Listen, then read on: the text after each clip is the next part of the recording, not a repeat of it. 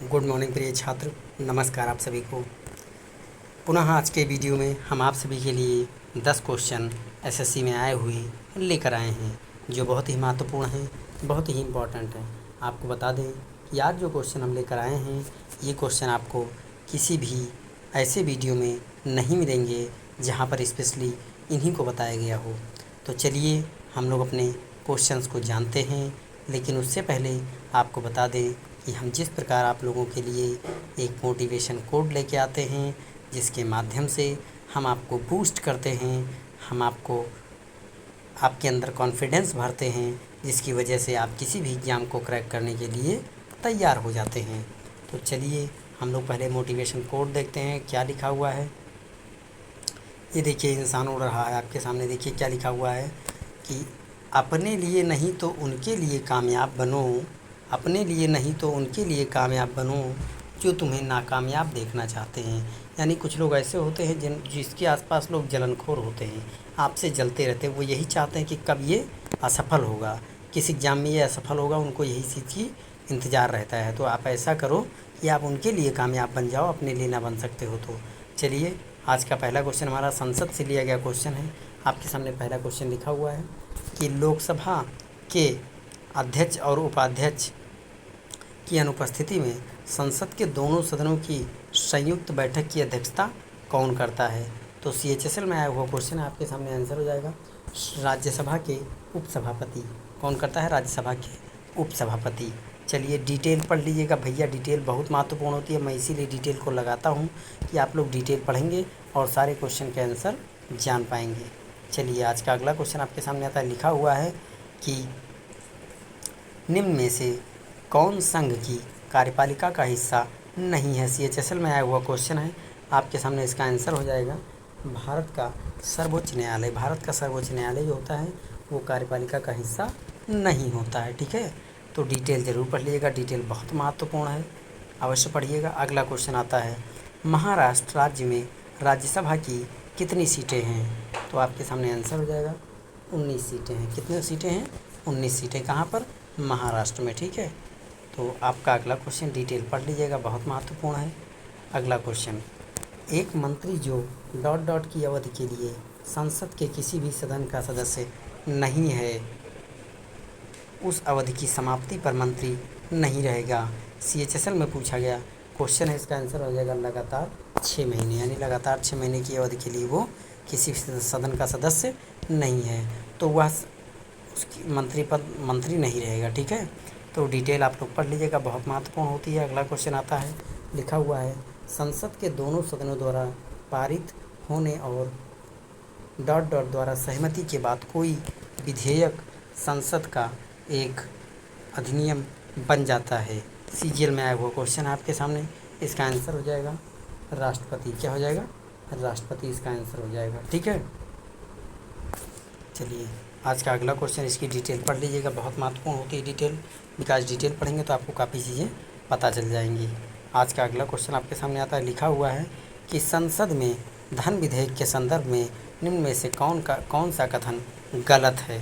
ठीक है, तो आपके सामने क्या क्या गलत है देखा जा रहा है। पहले तो सही देख लेते हैं। सही लिखा हुआ है कि लोकसभा राज्यसभा की सभी या किसी भी सिफारिश को स्वीकार या अस्वीकार कर सकती है। ठीक है, तो ये हमारा सही हो गया।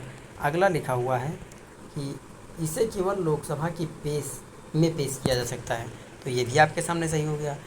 और अगला लिखा हुआ है D, इसे केवल एक मंत्री द्वारा पेश किया जा सकता है, न कि केवल एक निजी सदस्य द्वारा।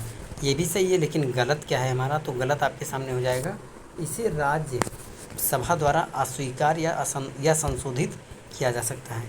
क्या पूछा था इसने? कौन सा कथन गलत है? तो गलत C हो जाएगा हमारा। डिटेल देख लीजिएगा, बहुत महत्वपूर्ण है। अगला क्वेश्चन, बच्चों का निःशुल्क और अनिवार्य शिक्षा का अधिकार अधिनियम या शिक्षा का अधिकार RTE अधिनियम भारत की संसद का एक अधिनियम है जो वर्ष डॉट डॉट में अधिनियमित किया गया था। CGL में आया वो क्वेश्चन है, 2009 में ये अधिनियमित किया गया था। ठीक है, तो डिटेल ज़रूर पढ़िए, डिटेल बहुत महत्वपूर्ण होती है, जो आपको सारी चीज़ें बता देती है। चलिए आज का अगला क्वेश्चन आपके सामने आता है। लिखा हुआ है कि संसद में विपक्ष के नेताओं के वेतन और भत्ते संसद द्वारा वर्ष डॉट डॉट में पहली बार पारित हुआ था, यानी वेतन भत्ता कब मिलना शुरू हुआ था, सबसे बड़ी बात ये है। ठीक है, तो आपके सामने आंसर जाएगा 1977 में। कब? 1977 सीजीएल में आया हुआ क्वेश्चन है। चलिए आज का अगला क्वेश्चन आपके सामने आता है, लिखा हुआ है कि अविश्वास प्रस्ताव के संदर्भ में कौन सा कथन गलत है। ठीक है, तो पहले हम सही वाला देख लेते हैं। सही क्या है? सही हो जाएगा हमारा पहला हमारा सही है। क्या सही है? यदि यह लोकसभा में पारित हो जाता है तो मंत्रिपरिषद को पद से इस्तीफा देना होगा। पहला सही हो गया। दूसरा भी हमारा सही है। क्या हो जाएगा? यह मंत्रिपरिषद में लोकसभा के विश्वास को सुनिश्चित करने के लिए पेश किया जाता है। ये भी सही है। ठीक है, और तीसरा हो जाएगा इसे केवल मंत्रिपरिषद के विरुद्ध ही पेश किया जा सकता है। ये भी सही है। लेकिन जो हमारा चौथा है ये पूर्ण रूप से गलत है, लेकिन ये आंसर रूप में सही है। ठीक है, ये जो हमारा विकल्प है ये तो सही है, लेकिन इसमें लिखी चीज़ें हैं वो गलत हैं। ठीक है, तो आंसर आपके सामने डी हो जाएगा। डिटेल ज़रूर पढ़िएगा, डिटेल पढ़ेंगे तो काफ़ी चीज़ें आपको पता चल जाएंगी। ठीक है, अगला क्वेश्चन आता है, लिखा हुआ है कि निम्न में से कौन संसद के दोनों सदनों की संयुक्त बैठक की अध्यक्षता करता है। तो आपके सामने आंसर हो जाएगा बी, यानी लोकसभा के अध्यक्ष। क्या हो जाएगा? लोकसभा के अध्यक्ष। डिटेल ज़रूर पढ़ लीजिएगा, डिटेल बहुत महत्वपूर्ण होती है। आज का अगला क्वेश्चन आता है, लिखा हुआ है कि भारतीय संसद ने डॉट डॉट में नागरिकता विधेयक पारित किया था। नागरिकता विधेयक कब पारित किया था? तो 2019 में। कब पारित किया था? 2019 में। ठीक है, तो डिटेल ज़रूर पढ़िएगा, डिटेल बहुत महत्वपूर्ण होती है। आज का अगला क्वेश्चन में भी ये आपका आखिरी क्वेश्चन होगा। लिखा हुआ है निम्न में से कौन सा कथन सही नहीं है? सही है, वही हमको बताना है। तो गलत क्या है? पहला वाला, राज्यसभा के 12 सदस्यों को राज्यसभा के सभापति द्वारा नामित किया जाता है। ये गलत हो जाएगा। ठीक, तो इसको हम लोग गलत काट देते हैं, ये पहला गलत। दूसरा क्या हो जाएगा? दूसरा आपके सामने हो जाएगा, पहले तीसरा देखते हैं। राज्यसभा के 15 सदस्य प्रधानमंत्री द्वारा मनोनीत किए जाते हैं। ये भी आपका गलत हो जाएगा। ठीक, ये भी गलत हो गया। अगला चौथा देखते हैं, लिखा हुआ है राज्यसभा के 15 सदस्य राष्ट्रपति द्वारा मनोनीत किए जाएंगे। ये भी गलत। तीसरा भी गलत हो जाएगा। तो फिर मेरा आंसर क्या होगा? आंसर आपका हो जाएगा राज्यसभा के 12 सदस्यों को राष्ट्रपति द्वारा नामित किया था। ये आंसर आपका हो जाएगा।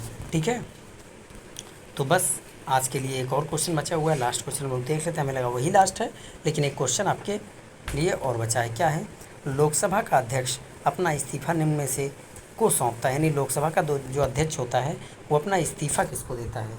इस्तीफा देता है लोकसभा के उपाध्यक्ष को। भाई अध्यक्ष के बाद उपाध्यक्ष होता है, उपाध्यक्ष को इस्तीफा दे करके उसे कार्यभार सौंप देता है, तो वह उसके स्थान पर कार्यभार को संभाल लेता है। आज का आखिरी क्वेश्चन आपके सामने रहा, डिटेल को पढ़ लीजिएगा। आप लोग को बता दें कि ऐसे ही नित्य हमारे वीडियो आपके सामने आते रहेंगे और आप लोग पढ़ते रहिए और अपने ज्ञान को बढ़ाते रहिए, जिससे किसी भी एग्ज़ाम में बैठ जाएं तो वो एग्ज़ाम आपका हो जाए, यानी कि जिस सवाल को आप टच कर लें वो सवाल आपका हो जाए, आपको पीछे ना कर पाए। चलिए, धन्यवाद आप सभी का। माता पिता का सम्मान कीजिएगा, आदर भाव कीजिएगा, बड़ों का सम्मान कीजिएगा। बहुत बहुत धन्यवाद। Best of luck.